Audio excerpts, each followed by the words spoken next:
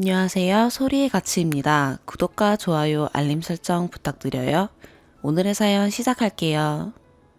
첫 번째 사연입니다. 매일 안정제를 먹어야만 잠이 드는데 며칠 동안 잠도 오지 않고 속만 타들어가는 심정에 견디지 못해 이렇게 글을 써봅니다. 현재 저는 소송 중에 있으며 정신적 고통에 못 이겨 별거를 시작하면서 아이를 데려오지 못했습니다. 아이가 장인 집에서 지내고 있었기에 별거 당일 유치원에 등원시키고 집을 정리하며 정말 펑펑 울었습니다. 그나마 아이에게 휴대폰을 개통해 준 게 신의 한 수네요.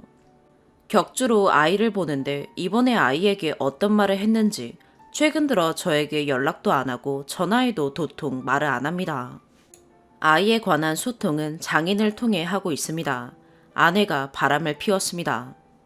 기간을 알 수 없지만 작년 9월경부터 본인 인스타에서 제 계정을 차단하여 실시간으로 올라오는 스토리를 못 보게 했었고, 본인 인스타 계정에 지금도 버젓이 연애 감정이 묻어나는 스토리 모음을 그대로 올려두었습니다.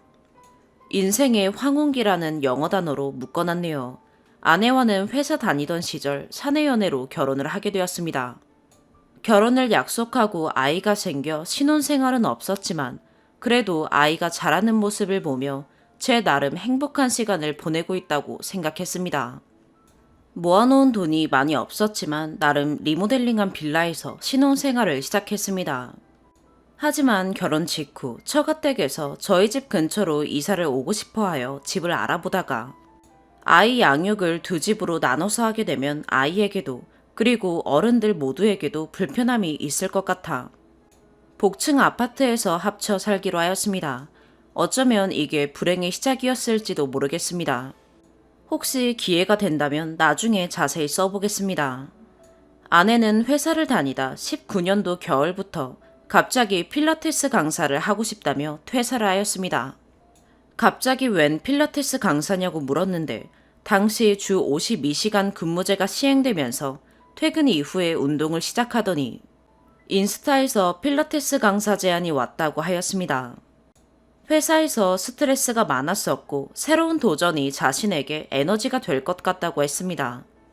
아내는 퇴직금으로 성형을 하고 싶다고 하여 반대했었는데 출산 후에 자존감도 떨어졌고 본인이 꼭 하고 싶었다고 얘기하여 결국 가슴과 쌍꺼풀 수술을 연달아 했습니다. 이때 크게 싸우게 되었는데 면접을 보러 간 아내는 제가 퇴근하고 들어와 저녁 11시까지 기다렸지만 연락 한 통 없고 전화도 되지 않았습니다. 면접을 남자가 본다고 했던 기억이 나서 함께 살던 처남과 무작정 차를 타고 알려준 필라테스 학원을 검색해 지점 하나를 찍고 운전했습니다. 그러다 처남에게 아내 전화가 걸려왔고 면접을 보고 술에 취해 택시에서 잠들었는데 택시기사님이 목적지를 잘못 찍었다며 지금 집으로 오고 있다고 하였습니다. 도무지 이해가 안 되는 상황에 저는 걱정 반, 분노 반으로 아파트 입구로 걸어오는 아내를 만났습니다. 어떤 말을 해야 할지도 모르겠는 상황에 아무 말 없이 고개를 숙이고 있길래 집에 들어가라고 하고 저는 친구 집으로 갔습니다. 평소에도 술을 마시면 충전 중이다 혹은 진동으로 해놨다며 연락이 되질 않아 좋게 얘기도 해보고 정말 간절히 부탁도 해보고 화도 내보고 했지만 고쳐지지 않았습니다. 이번만큼은 같은 공간에 있다간 제가 속이 터질 것 같았습니다. 속으론 장인 장모님이 혼을 내주시겠지 라고 생각했었습니다. 하지만 다음날 집에 들어가니 아무 일 없었던 것처럼 지내고 있더군요. 술 마시고 연락이 안 되는 걸 참아왔던 저는 이번은 정말로 그냥 넘어가면 안 될 것 같다는 생각에 다시 이런 일이 생기면 정말 같이 못 살 것 같다고 말하고 그간 서로 서운했던 것들을 하나하나 적어가며 앞으로 서로 행동과 말을 조심하자고 얘기하며 당시 상황을 마무리 지었습니다. 정말 마지막까지 때린 적도 욕을 한 적도 없습니다. 그리고 얼마 지나지 않아 할로윈데이가 되었습니다. 친구랑 홍대에서 술을 마신다고 하여 저도 마침 지인 동생과 저녁 약속이 있어 다 놀면 차 타고 같이 집에 들어가자고 했습니다. 퇴근하고 술 마시는 일이 잦았는데 장모님이 스트레스 풀고 오라며 술 약속에 관대했습니다. 아내 친구까지 차에 태워 집에 데려다 주면서 할로윈 파티인데 아무것도 안 했냐고 물어봤더니 그냥 간단하게 술만 마셨다고 하더군요. 저는 지인 동생과 밥 먹고 연남동 한 바퀴 돌았습니다. 그렇게 하루가 지나 다음 날, 동생이 아내 친구에게 관심이 좀 있었는지 인스타가 궁금하다고 하여 제가 아내 인스타를 통해 들어갔는데 둘이서 할로윈 코스튬으로 망사 스타킹에 정말 헉소리 나오는 사진이 올라와 있었고 제가 모르는 아내의 인스타 계정을 발견하게 되었습니다. 아내의 해당 인스타 계정은 누가 봐도 솔로처럼 되어 있었고 폴댄스 영상에 자극적인 사진들로 가득하였습니다. 해당 계정에 대해서 제가 물어보니 오빠가 인스타 공동구매를 얘기했었는데 본인이 인플루언서가 되어서 저에게 자랑하고 싶었다고 하더군요. 현재 소송 답변서에는 제가 공동구매를 강요하여 숨겼다고 하는데 이혼 얘기 나오면서 제가 바람핀 증거 찾으려 여기저기 찾아보니 혼자 온라인 판매로 사업자를 내었네요. 이마저도 저는 그래 본인이 뭐든 열심히 하려고 한 거니까 한번 응원해보자 생각하며 저와 아이가 함께 올라간 계정을 비공개로 하고 한번 해보라고 응원했습니다. 제가 어리석었겠죠. 저도 후회합니다. 회사를 나와 자영업을 하고 있던 저는 작년 코로나가 시작되면서 적자가 심해졌습니다. 매장 운영이 안 되어 정부에서 시행하는 코로나 대출을 받으면서 버텼습니다. 생활비와 대출이자를 갚기 위해 대리운전도 뛰고 지인들의 회사에 들어가 회사 잡무 처리, 청소, 설거지 등등 어떻게든 버텨왔습니다. 그러다 아는 형님의 호텔에서 격일제로 24시간 근무를 하게 되었고 하루 일하고 난 다음 날은 제 매장에서 다시 일을 하며 어떻게든 손을 벌리지 않기 위해 힘썼습니다. 호텔을 운영하던 형님은 저에게 배달업을 제안했습니다. 친한 동생이 하는 프랜차이즈라며 동생분을 소개시켜 주셨습니다. 코로나로 인해 배달 음식이 한참 붐이었기에 저는 어떻게든 돈을 마련해서 저는 매장에 음식점 신고를 하고 배달업을 시작했습니다. 제 매장은 수원, 집은 인천이었습니다. 근무하던 호텔도 인천이었어서 호텔 일이 끝나면 바로 수원에 가서 일을 하고 다시 인천으로 돌아왔습니다. 몸은 힘들었지만 주문이 조금씩 늘어가면서 살아나는 매장에 뿌듯했습니다. 1월에 폭설이 온 적이 있습니다. 뉴스에서도 차량이 미끄러지고 여러 사고들이 일어나 시끌벅적한 하루였습니다. 배달 대행 업체는 오토바이 운행을 중단했고 저는 그나마 차가 4륜구동이라 차를 끌고 요리를 직원에게 맡긴 채 배달을 다녔습니다. 운전대를 잡은 손에 땀이 한가득 났고 정말 이러다 세상을 떠나는 건 아닌지 싶었습니다. 아내가 보고 싶었습니다. 목소리라도 듣고 싶었습니다. 낮에는 눈이 안 왔는데 강남에 피부과에 들렸다가 집에 들어간다고 했습니다.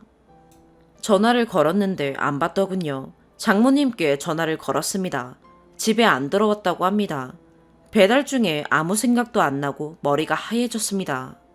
무슨 일이 났나 싶어 저랑 장모님이 경찰에 실종 신고를 했습니다. 경찰이 인천 집에 다녀갔고 아이는 무서워 이불 속에서 벌벌 떨었다고 합니다. 1시간이 지나 아내가 장모님께 전화가 왔답니다. 친구 회사에 놀러 갔다가 잠시 잠이 들었다네요. 추후 알게 되었지만 저에게 얘기한 친구 회사는 강서구에 있었습니다. 저녁 11시 아내가 집에 들어왔다고 했고 저는 수원에서 10km, 20km 속도로 인천까지 기어들어갔습니다. 미안하다고 앞으로 안 그러겠다고 합니다. 코로나로 힘든 상황에 아내까지 신경 쓰다가는 제가 쓰러질 것 같아 화낼 힘도 없었기에 또 그냥 넘어가게 되었습니다. 싸울 때마다 저보고 말을 함부로 한다며 마치 제가 잘못한 마냥 화를 내었고 저에게 말을 함부로 하는 게 서운하다고 하여 그것만은 고쳐야겠다 싶었습니다. 1월에 많은 일이 있었네요. 장인집과 옆집으로 나뉘어 이사를 하게 되었습니다. 이제야 아내와 아이와 셋이서 살 수 있다는 생각에 기뻤습니다. 꿈에 그리던 아이방도 만들어줄 수 있게 되었습니다.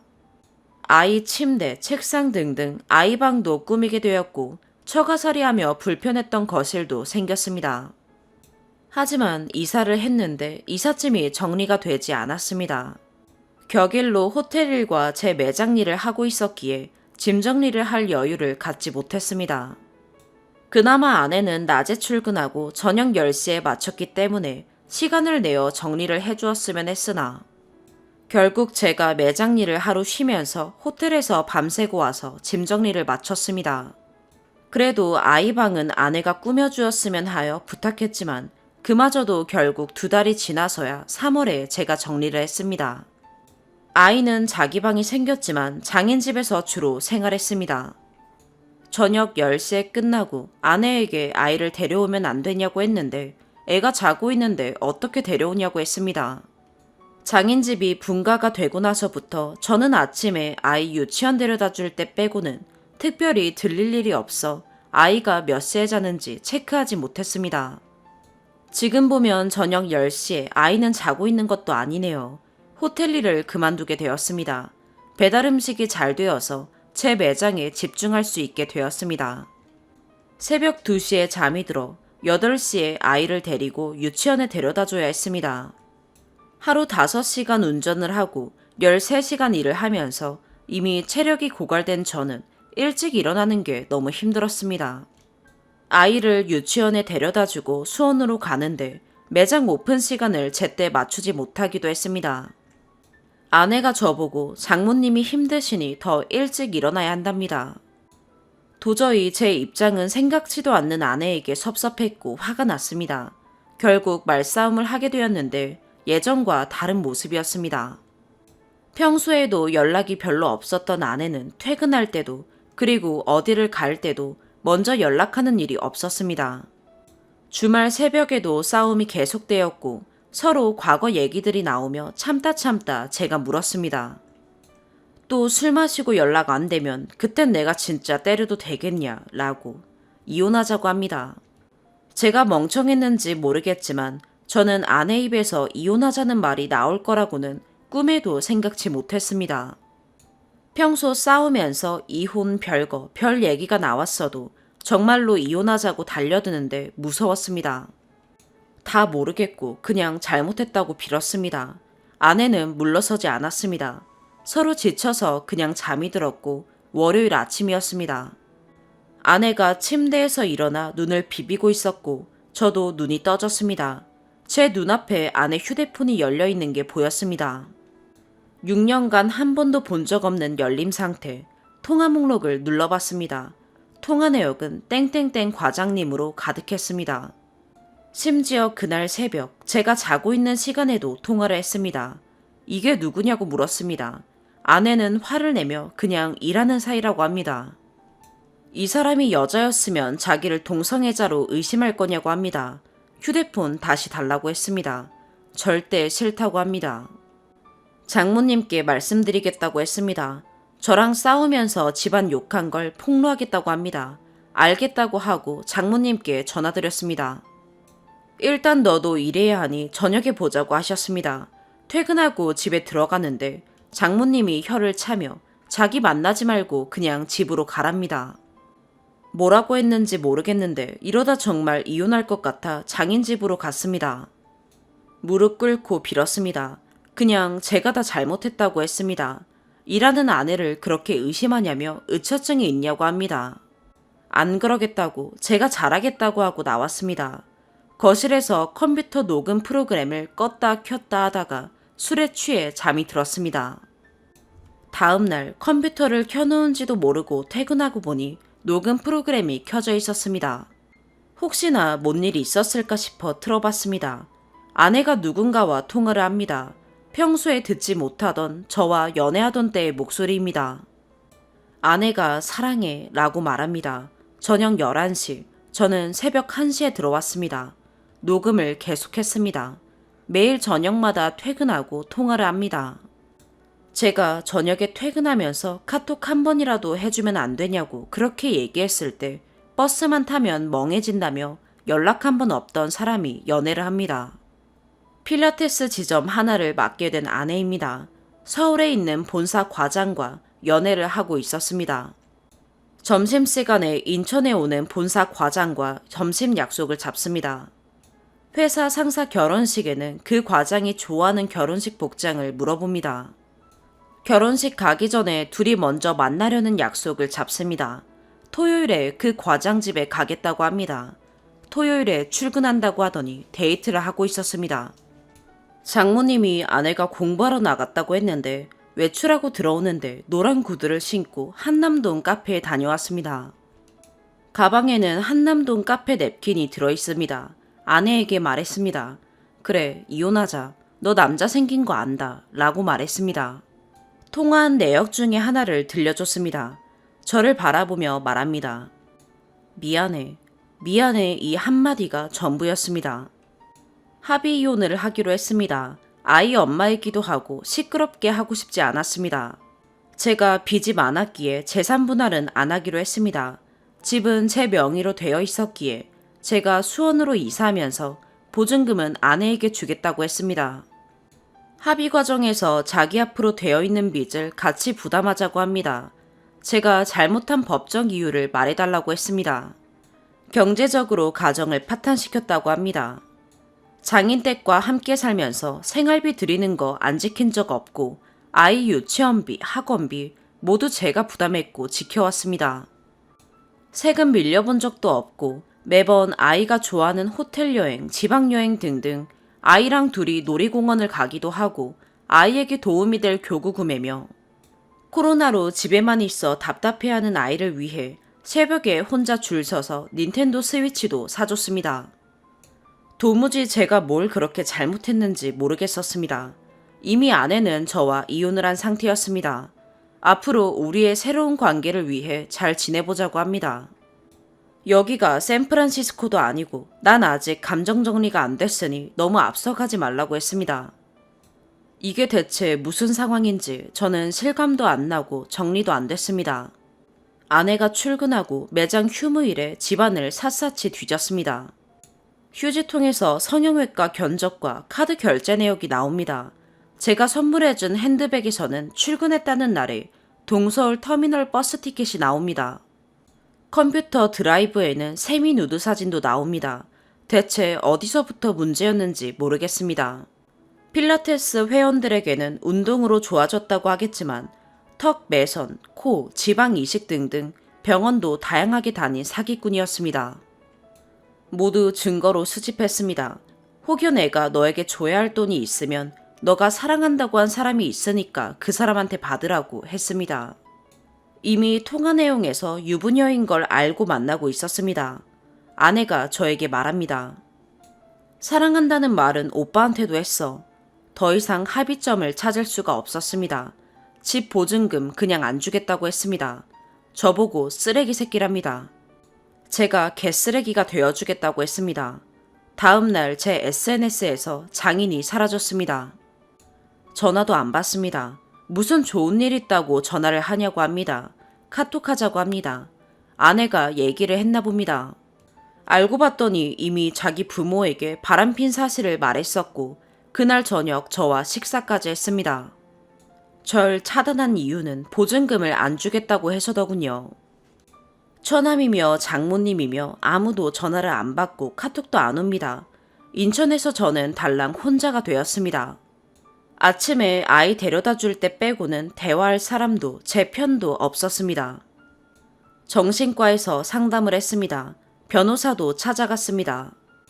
저에게 아이 짐이 장인 집에 있고 아이가 그쪽에서 생활하는 거면 아내 짐을 컨테이너에 보관하고 별거부터 하라고 합니다. 증거를 토대로 소송을 하기로 했습니다. 본사 과장, 상간남에 대한 증거는 못 잡았습니다. 하지만 아내가 상간남과 통화하면서 매달리는 모습에서 이 사람은 더 이상 제 아내가 아님을 알게 되었습니다. 어차피 저랑 더 이상 소통도 안 되고 뭐하고 다니는지도 모르겠었기에 아내 소송만 진행하기로 했습니다. 그렇게 저는 아침에 아이를 유치원에 보내며 아빠가 멀리서 일하게 돼서 이 집은 이제 사라질 거야. 근데 엄마가 곧 다시 방 만들어줄 거야. 라고 말하고 마지막 등원을 시켰습니다. 눈물이 멈추질 않았습니다. 수원으로 이사를 왔습니다. 아내에게 말도 없이 외도를 하였으니 나도 말없이 집을 뺀다고 메시지를 남겼습니다.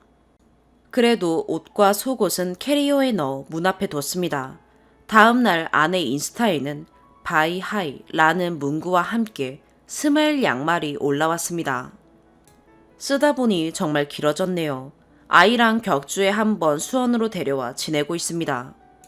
한 달 전에는 아이를 차에 태웠는데 목 전체에 땀띠가 생겨 피부가 굳어 있는 게 눈에 들어왔습니다. 전화해서 물어보니 땀띠라고 하는데 연고도 파우더도 아무것도 발라주지 않았습니다. 저한테 보내면서 세수도 안 시켰답니다. 집에서 세수시키고 부랴부랴 마트에 가서 연고와 파우더를 사서 발라줬습니다.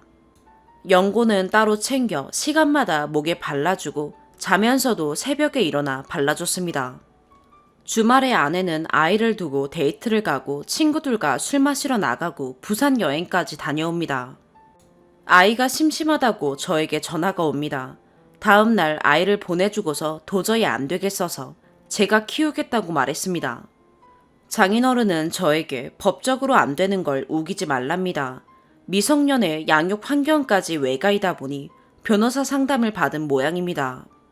가사 조사에서 이런 이유로 아이를 제가 키우고 싶다고 얘기했습니다. 문제는 저번 주 아이가 차에 타더니 할머니가 수원에서 지내는 거 싫다고 했답니다. 할머니가 매일매일 너 보고 싶어서 그러셨나 봐. 싫어하는 거 아니야 라고 말했지만 저녁에 아이가 화장실을 3번 연속으로 다녀오고 잠도 안 잤습니다. 결국 장모님과 영상통화를 하고서야 잠이 들었습니다. 다음 날 아이를 데려다 줬는데 그 이후로 아이가 연락을 안 합니다. 카톡을 해도 답장도 없습니다. 전화를 받아도 아무 얘기도 안 합니다. 어떻게 해야 할까요? 왜 제가 아이랑 생이별을 해야 할까요? 이미 다른 남자와 정분이 났으면 차라리 새살림을 차리지 왜 저와 아이를 떨어뜨려 놓을까요? 아이는 저랑 책 읽는 게 좋은지 저랑만 책을 읽고 싶어 합니다. 수원에서 책은 여기 두고 간다고 합니다. 인천에서는 읽지 않는다네요. 통화하면서 몇 번 얘기했더니 몇 번 읽히긴 하나 봅니다만 아이가 보고 싶습니다. 추가. 먼저 많은 관심과 응원 그리고 조언 감사드립니다. 이렇게까지 관심을 많이 가져주실 줄 몰랐습니다. 장문의 그림에도 성심껏 읽어주시고 조언 주심에 감사했고 상세한 조언들에 진지하게 제 마음속으로 하나하나 새기며 읽었습니다. 비판해주신 분들께도 감사합니다. 전 현재 아내에 대해서는 단 하나의 감정도 없습니다. 단지 제가 왜 아이와 단절되어 살아야 하는지, 왜 아이가 눈치 보면서 혼자 방에 들어가 아빠 보고 싶다고 영상을 찍어 보내야만 하는지 아무리 생각해도 모르겠습니다. 땀띠뿐 아니라 현재 수족구가 한 달 새 2차례 있었습니다. 단둘이 놀이동산을 놀러 가기도 하고 공원에서 함께 축구하고 뛰어놀았습니다. 자면서 깨본 적 없는 저였지만 침대에서 떨어지는 아이를 무의식적으로 몇 번이고 잡아 올리기도 하였습니다. 친자와기는 죄송하지만 만에 하나 제 아이가 아닐지언정 제가 아빠라는 것에는 변하지 않습니다. 현재 소송은 진행 중에 있습니다. 양육권에 대해서는 변호사님 상담에서도 회의적인 상황입니다. 어머니께서는 처가와의 갈등으로 관계가 단절된 지 오래되어 자주 못 오셨습니다. 아이를 데려온다면 방도 다시 만들어주고 어머니께서 올라오시기로 하셨습니다. 혹여 아이 양육권이 없더라도 아이 방은 만들어주려고 합니다. 면접 교섭에 있어 충분한 사랑과 관심으로 멋진 아빠 모습을 보여주겠습니다. 정서적으로 아이 양육 환경이 바뀌는 것이 아이에게 영향이 있을 것임은 인정합니다. 그만큼 저도 조심스럽고 더욱 냉정하게 판단하려 합니다. 주 양육자의 역할이 성장함에 따라 더욱 중요하기에 보조 양육자의 역할이 줄어들면서 생길 아이 마음의 빈자리를 빠짐없이 채울 수 있도록 더욱 관심을 가지고 힘쓰겠습니다. 아내와 그 가족들은 단 한 번의 사과도 없었습니다. 아내가 말한 미안해 한마디는 합의 과정에서 저에게 이혼의 잘못이 있다는 생각과 행동으로 보아 가식적이고 형식적인 발언일 뿐이었습니다. 장인은 오히려 저에게 법을 그렇게 잘 알면서 애를 키우겠다는 말은 왜 하냐며 저를 비하했습니다. 아이에게 올바른 가치관과 건강한 마음으로 자랄 수 있도록 어떤 위치에서든 최선을 다하겠습니다. 응원해주신 마음을 모아 잘 살아보겠습니다. 감사합니다. 두 번째 사연입니다. 저는 20대 후반, 남친은 30대 초반입니다. 남친네에 비해 자수성가해야 하는 저희 집안 형편 때문에 저는 일찍이 자취하면서 살았어요. 현재까지 자취하고 있고 3달 전쯤부터는 원룸 아닌 월세 아파트에서 거주 중입니다. 원래 여기가 같이 살기로 한 친구랑 반반씩 하기로 하고 들어간 곳인데 친구가 갑자기 타지로 직장에 들어가는 바람에 저 혼자 내기 약간 부담이긴 한데 집이 너무 마음에 들어서 1년 정도는 제가 아껴 쓰면서 부담하고 살려고 했습니다. 근데 친구가 나간 후로 남친이 들어와서 지금 2달째 같이 살다시피 하고 있어요. 그렇게 한 것도 분명 처음에는 월세 내는 날 언제지? 당장은 현금이 없어서 월급날 돈 줄게 해서 알겠다고 하고 넘어갔는데 월급날도 그 다음 달도 조용했습니다. 까먹었겠거니 할 수 있겠지만 남친이 그런 거 까먹을 사람이 아니라는 걸 알기 때문에 먼저 더 말을 못 꺼냈어요. 제가 말을 못 꺼낸 이유와 이 글을 쓰게 된 원인이 사실 이건데 일단 남친이 저보다 월급이 100만 원 정도 더 많습니다. 그런데 돈 쓰는 거 보면 현금이 아예 없고 다 신용카드로만 써요. 매일 카드값 나가면 잔액이 없는 거예요. 제가 알기로는 집에서 차 보험료도 대주시는 걸로 알고 있습니다. 저는 모든 걸 제 월급에서 제가 알아서 해결하고요. 지원받는 거 하나도 없습니다. 그런 제가 봤을 때 이런 부분들이 이해가 안 가기도 하고요. 그래서 아마 이번에도 현금이 없어서가 아닐까 추측했어요. 당연히 저 혼자 살 때보다 생필품이나 수도료, 전기료 더 들어갔는데 관리비는 오로지 제 몫이고 생필품 이런 것도 먼저 나서서 챙기지도 않습니다. 그러다 보니 거의 먼저 보는 제가 구매해요. 평소 보면 챙기는 부분에서 좀 게으르고 둔해요. 밖에서 뭐 먹을 때는 남친이 밥을 사요. 저는 커피 사는 식으로 하고요. 가끔 제가 밥 사기도 합니다. 그리고 비교하면 절대 안 되는 거 알지만 전 남친이 저한테 워낙 씀씀이도 크고 그랬어서 뭔가 결제하기 전에 멈칫멈칫 그러는 것 같으면 그냥 성질나서 제가 결제하러 갑니다. 나한테 돈 쓰기가 아까운 건지 돈이 없는 건지 솔직히 잘 모르겠어요. 근데 사내 커플이다 보니 출퇴근을 같이 해요. 저는 없고 남친이 차가 있어서 출퇴근을 같이 하는데 회사가 거리가 좀 멀어요.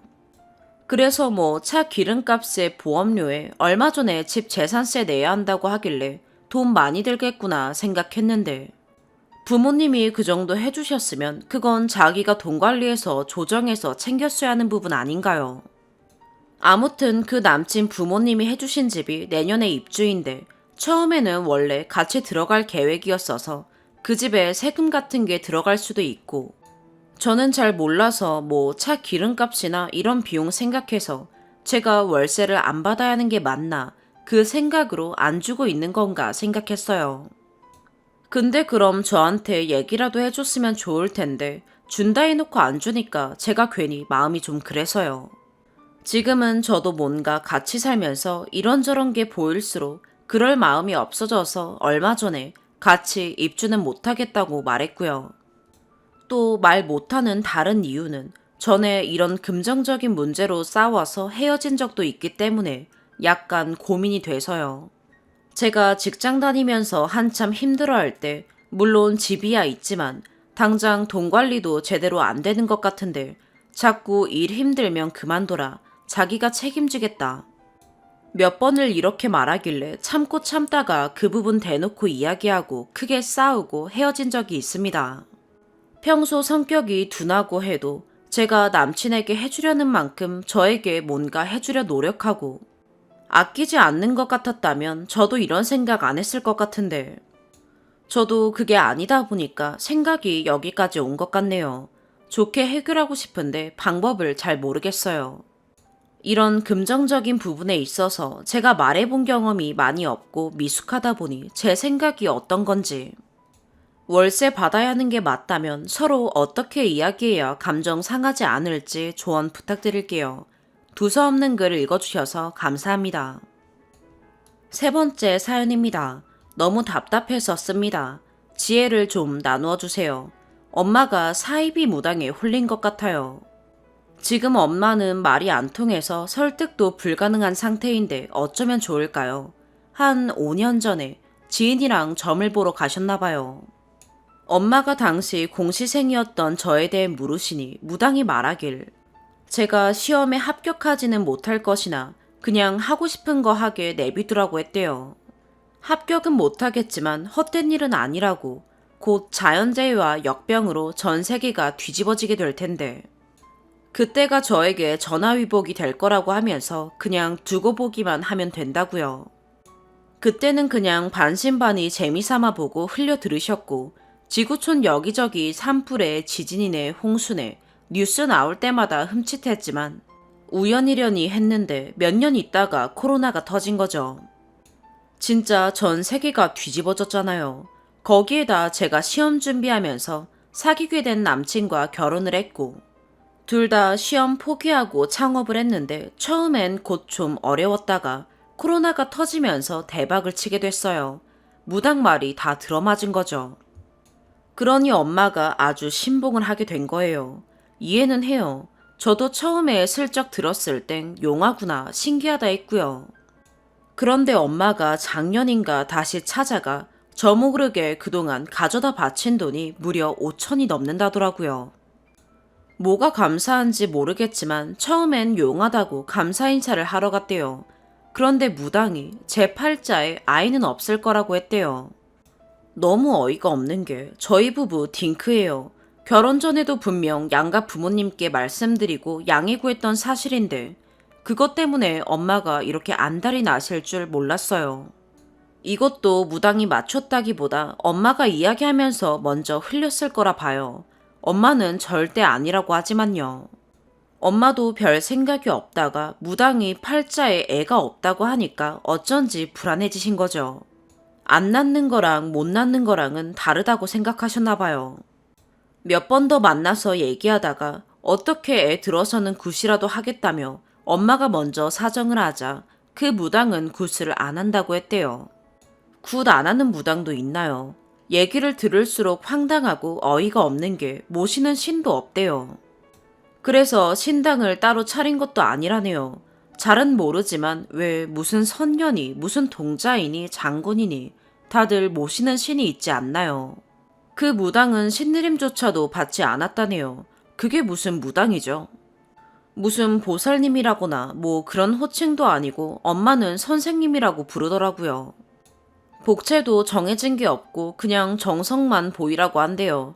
그러니 엄마가 안달이 나서 점점 큰 돈을 바치게 된 거예요. 정성이 모자라서 무당이 부탁을 안 들어주나 싶어서요. 방법이 없다고 하는데 엄마가 자꾸 찾아가서 애 얘기를 하니까 그 무당이 팔자에도 없는 애가 뭐가 중요하냐고. 정작 귀한 딸 명줄이나 잡을 생각하라고 호통을 쳤대요. 가뜩이나 신봉하고 거의 미쳐있는데 그런 얘기를 들으니 엄마가 정신을 놓은 거죠. 집을 내놓겠다네요. 지난달에 이모한테 엄마가 집 내놓는다는 얘기를 듣고 나서야 모든 전말을 알게 된 거예요. 뭐 구체적으로 제가 위험하다거나 뭐 어떻게 된다는 말도 없이 저렇게 애매하게 한마디 던졌다고 이러는 엄마도 이해가 안 되고 그 무당이 한 말이 우연히 다 맞아떨어지긴 했지만 분명 애매하게 몇 마디 던진 게 일 터지고 짜 맞추어 보니 맞은 거 아니겠어요. 예언이란 게 다 그런 거잖아요. 세기말에 희대의 예언가라던 노스트라다무스의 예언들이 이젠 그저 웃음거리가 되었듯이 무당이 알려준 대로 뭘 한 게 있는 것도 아니잖아요. 그 무당을 만났고 안 만났고 제 인생은 이대로 흘러왔을 건데 엄마가 저렇게까지 하는 이유를 모르겠어요. 사이비 냄새가 진동을 하는데 왜 엄마는 모르는 건지. 무당덕을 본 적이 없고 오히려 그 무당 때문에 재산이 충난이 악연인 거잖아요. 그 무당을 내가 직접 만나서 한번 따져보겠다는데 엄마가 극구 반대를 하며 그 무당의 정보에 대해 절대 함구 중이세요. 뭐 어떻게 신상을 털 방법도 없고 답답해 미치겠어요. 아무리 말려도 결국 엄마는 전 재산 털어바칠 기세예요. 말이 안 통해요. 사기로 경찰에 신고할까 했는데 사기죄가 성립이 안 된다네요. 엄마를 꽁꽁 묶어놓을 수도 없고 대체 뭘 어떻게 해야 할지 모르겠어요. 정작 그 무당은 엄마한테 뭘 어찌하라거나 돈을 내놓으라고 하는 것도 아닌데 엄마 혼자 저러세요. 머리가 터질 것 같아요. 돈을 주더라도 다음 대통령 누가 될지 맞추면 그때 주자 하려다가 그것도 또 우연히 맞추면 전 재산에 빚까지 내서 아니 영혼까지 뽑아서 바칠까봐 무서워요. 뭐라고 하면 엄마를 설득할 수 있을까요? 네 번째 사연입니다. 며칠 전 올린 거에 댓글이 몇 개 달렸는데 일단 조언들 감사해요. 새겨드릴게요. 근데 이젠 글이 묻혀서 혹시 비슷한 경험분들이 좀 더 읽고 조언해 주실까 싶어 올려봐요. 30 후반 유치원 딸 엄마예요. 긴 연애에도 불구하고 결혼하고 맞벌이임에도 하나부터 열까지 일일이 수십 번 말하지 않으면 집안일, 경조사, 미래 계획 등 아무것도 하지 않던 남편과 하루가 멀다 하고 싸우며 냉전 반복하며 골무며 지내다가 맞벌이고 제가 더 벌어서 돈도 없고 외모도 안 되던 남편이라 그런 쪽 걱정만은 없던 남편의 외도의심 정황들로 이혼했어요. 남편은 오히려 저를 이상하게 몰고 가스라이팅 하길래 이러다 진짜 제가 정신병 걸릴 것 같아서 이혼했어요. 한마디로 더는 버틸 수가 없어서 다른 초이스가 없어 끝낸 거죠. 이혼 과정을 자세히 쓰자면 글이 길어지니 글을 쓰는 이유에 포커스 할게요. 아무튼 갈라선 지 1년 정도 되었는데요. 아이를 보여줘야 하기에 갈라선 직후부터 주기적으로 얼굴을 봐왔어요. 아이 있는 사람들 이혼은 이렇게 끝나도 끝난 게 아니라 괴로워요. 뭐 그건 꼴보기 싫어도 참아낼 수는 있어요. 근데 문제는 제가 이혼 후 너무 위축이 되네요. 이혼 전에도 제가 워낙 상처도 잘 받고 소심한 스타일이라 우려했던 건데 그것 때문에 버티고 살 수는 없으니 이혼했죠. 어떤 분들은 이혼해도 당당하게 오히려 이혼한 거 떳떳이 밝히고 행복하게 잘 사시던데 전 많이 위축되네요. 전 남편 놈이 20대 때부터 7년 넘게 연애한 저를 배신한 것도 너무 괘씸해요. 애 아빠로서 가정을 깬 것도요. 근데 그보다 아무튼 딸이랑 저랑 어떻게든 잘 살아가야 하는데 가끔 맛있는 거 먹거나 재밌는 거 봐서 현실 도피할 때 빼고는 마음이 불안하고 겁나요. 제가 힘든 부분들 적어볼게요. 저는 무남 동녀이고 부모님도 나이가 제 또래보다 많으세요. 부모님은 하루가 다르게 늙어가시는데 저는 의지할 형제자매도 없고 나중에 홍자가 되면 딸과 둘이 어찌 살아가야 하나 싶고 너무 두려워요. 근데 이 생각이 위에서 말한 현실 도피 때 잠깐 빼고는 늘 마음의 불안함으로 자리 잡고 있어요. 가끔은 숨이 잘 안 쉬어져요. 걱정한다고 아무것도 바뀌지 않는 거 아는데 전 감당할 자신이 없어요. 또 다른 건 저는 남자라면 치가 떨리고 그리고 딸 가진 엄마라서 재혼 생각 없어요. 근데 전 남편 놈은 왠지 언젠가 할 것 같아요.